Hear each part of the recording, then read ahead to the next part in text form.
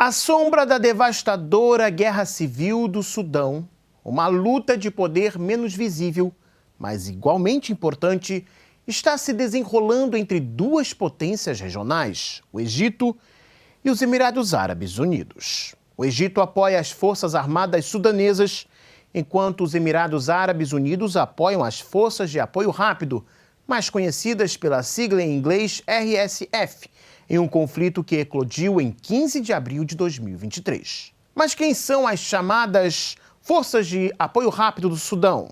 Formalmente, este seria um grupo paramilitar que surgiu de milícias que antes atuavam no conflito civil na região de Darfur nos anos 2000.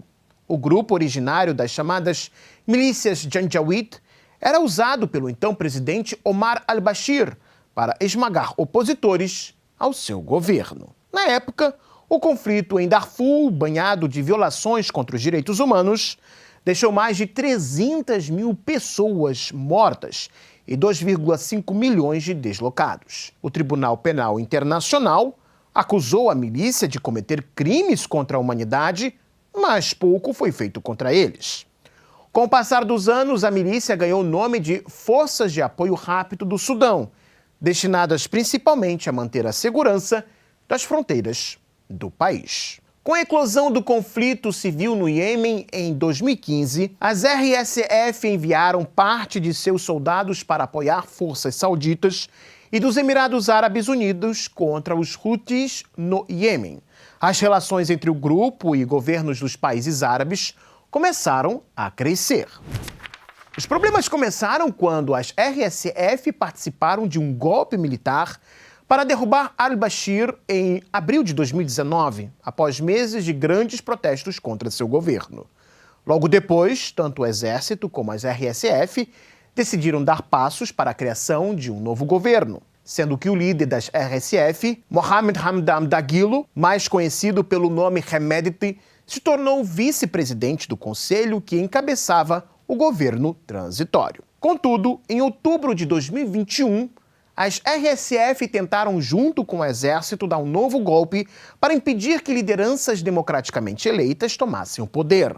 Ativistas começaram a acusar as RSF de cometerem abusos contra opositores ao GOL. No final das contas, o exército sudanês, comandado pelo general Abdel Fattah al-Burhan, decidiu pedir para as RSF se integrarem às Forças Armadas, o que foi negado por Dagalo, que iniciou uma rebelião contra o governo. Quase 2 anos de combates resultaram em uma crise humanitária catastrófica, levando o Sudão ao colapso total. Em seus últimos dias, o governo Biden impôs sanções a Dagalo por responsabilidade de comando sobre forças acusadas de genocídio e ao general das Forças Armadas Sudanesas, Abdel Fattah al-Burhan, por obstruir os esforços de paz, bloquear a ajuda e o suposto uso de armas químicas. Apesar das evidências crescentes dos investigadores da ONU e dos Estados Unidos sobre o grande envolvimento dos Emirados Árabes Unidos no apoio às RSF na Guerra do Sudão,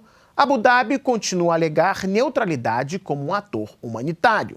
No entanto, essa alegação foi diretamente contestada nos níveis mais altos do governo dos Estados Unidos. Durante sua audiência de confirmação no Senado, o secretário de Estado Marco Rubio acusou explicitamente os Emirados Árabes Unidos de apoiar abertamente uma entidade que está realizando um genocídio. O papel do Egito em apoiar as Forças Armadas Sudanesas e o governo liderado pelo Exército em Porto Sudão tem sido cada vez mais evidente. Em setembro, o ministro das Relações Exteriores do Egito, Badr Abdelati, enfatizou a importância de não colocar o Exército Nacional Sudanês na mesma categoria que qualquer outro partido, durante uma coletiva de imprensa com o antecessor de Rubio, Antony Blinken. Abdelati também reconheceu recentemente o compromisso do Egito em apoiar as capacidades do exército sudanês e fazer isso em conjunto com seus parceiros de segurança emergentes no chifre da África, Eritreia e Somália. Apesar de estarem alinhados na maioria das questões regionais, o Egito e os Emirados Árabes Unidos se encontram estranhamente em lados opostos da Guerra do Sudão. Após sua ascensão ao poder em 2013, quando militares egípcios depuseram o governo da Irmandade Muçulmana, o presidente Abdel Fattah el-Sisi contou com o apoio econômico dos países do Golfo Pérsico, principalmente dos Emirados Árabes Unidos. Recentemente, os Emirados Árabes Unidos estreitaram os laços com o Egito por meio de um investimento histórico de 35 bilhões de dólares no desenvolvimento da região mediterrânea de Ras el-Hekma para o turismo, fornecendo uma linha de vida econômica crucial para o governo de Sisi.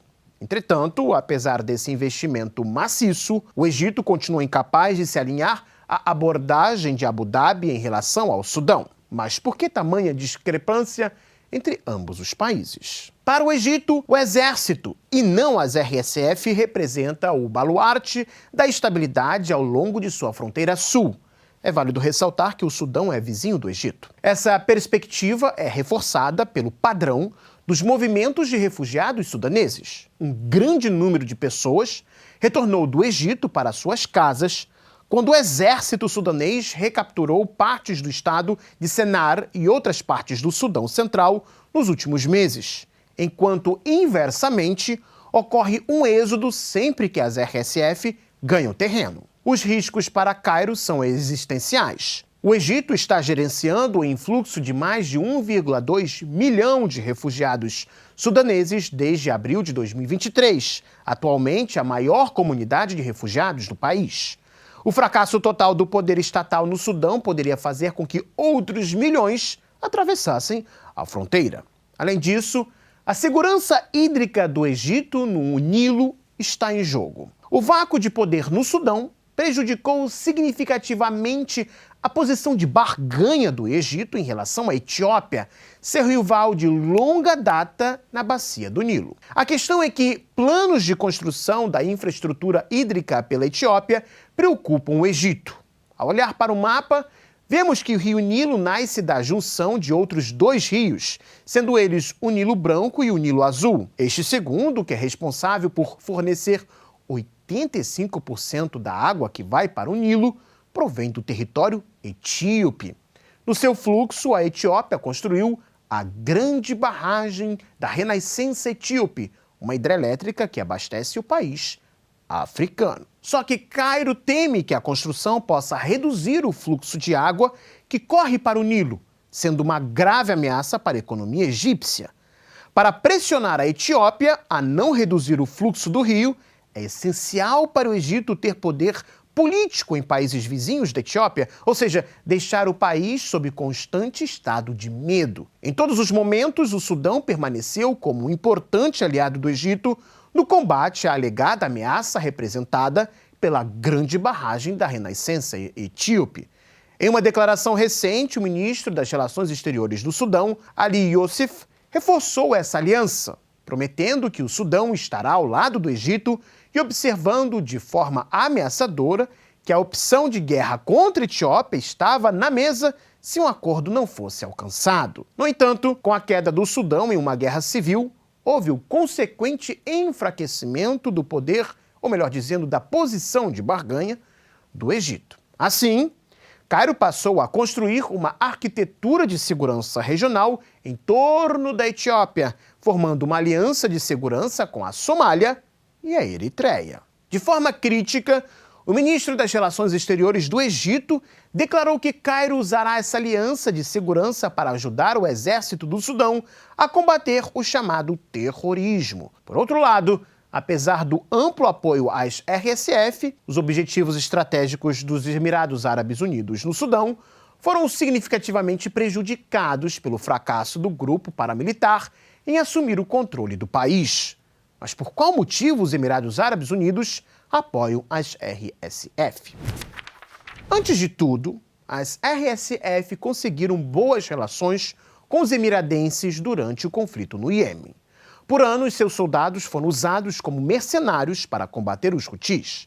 E mesmo que a estratégia não tenha levado à derrota do movimento iemenita, ela fortaleceu as relações das RSF com os Emirados Árabes Unidos. Ao mesmo tempo, os Emirados Árabes possuíam um plano de desenvolvimento econômico com o governo sudanês, que se concentrava na exploração do comércio de ouro do Sudão e no aumento da segurança alimentar, promovendo a agricultura no país e o escoamento de alimentos pelo Mar Vermelho. O ponto central dessa estratégia foi o desenvolvimento do porto de Abu Amama, no valor de 6 bilhões de dólares, na costa sudanesa do Mar Vermelho, que foi projetado para ligar as áreas agrícolas a um terminal de exportação e alinhado à estratégia marítima regional mais ampla dos Emirados Árabes Unidos. No entanto, o conflito em andamento descarrilhou esses planos, com o Sudão cancelando oficialmente o acordo do porto e o ministro das Finanças do país declarando que, depois do que aconteceu, o Sudão não dará aos Emirados Árabes Unidos um